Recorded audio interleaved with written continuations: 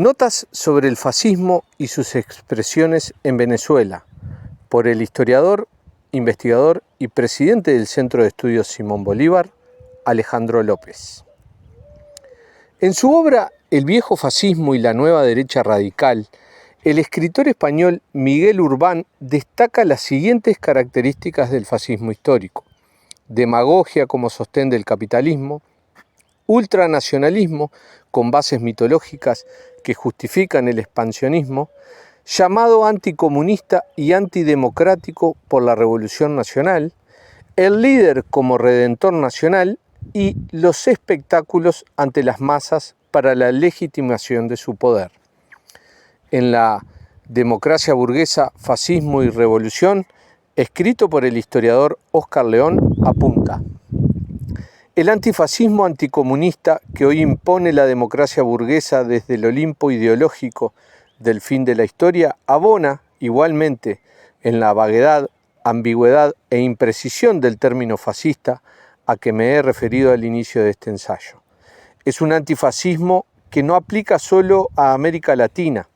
También lo encontraremos apuntando sus baterías contra el Islam y el Próximo Oriente, donde, desde los tiempos de la caída del Chad, revolución y petróleo han pasado a integrar una de las más explosivas fórmulas para la geopolítica mundial. El islamofascismo es una excusa creada por el imperialismo fundamentalista cristiano para reforzar el mensaje reaccionario y racista que legitime otra guerra de saqueo contra los pueblos musulmanes que tienen reservas energéticas vitales. Por su parte, en el ensayo El eterno fascismo, Humberto Eco destaca que el urfascismo surge de la frustración individual o social, lo cual explica por qué una de las características típicas de los fascismos históricos ha sido el llamamiento a las clases medias frustradas, desazonadas, por alguna crisis económica o humillación política, asustadas por la presión de los grupos sociales subalternos. En nuestra época, en la que los antiguos proletarios se están convirtiendo en pequeña burguesía y los lumpen se autoexcluyen de la escena política, el fascismo encontrará su público en esta nueva mayoría.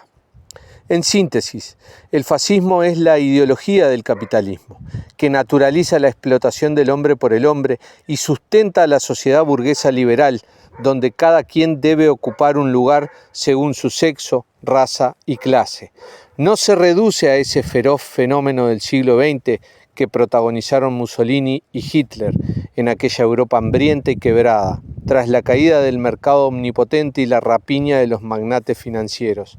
El odio a lo distinto, la cancelación del otro y el paradigma de la protesta hasta la muerte son expresiones actuales de la práctica fascista dirigida por algunos influencers idénticos a los nefastos camisas negras. En el caso de Venezuela, el fascismo, expresado en la extrema derecha venezolana, prefiere a las personas de piel blanca, comprobados ancestros europeos, a los grandes propietarios de rancio linaje colonial. En su visión, los movimientos afros, indígenas, LGBTQI+,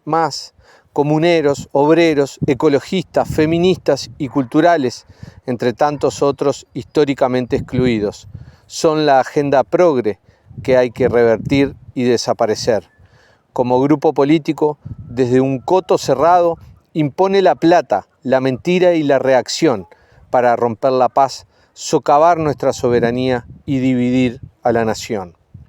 Actualmente, el fascismo que hemos visto en Venezuela coincide con la tradición de provocar un cambio político a través de la violencia, pero dista mucho de ser una postura ultranacionalista y patriota.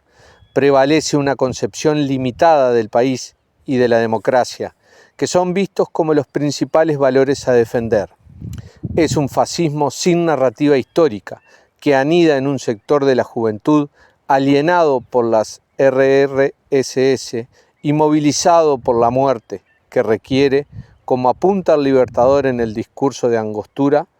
un pulso infinitamente firme, un tacto infinitamente delicado,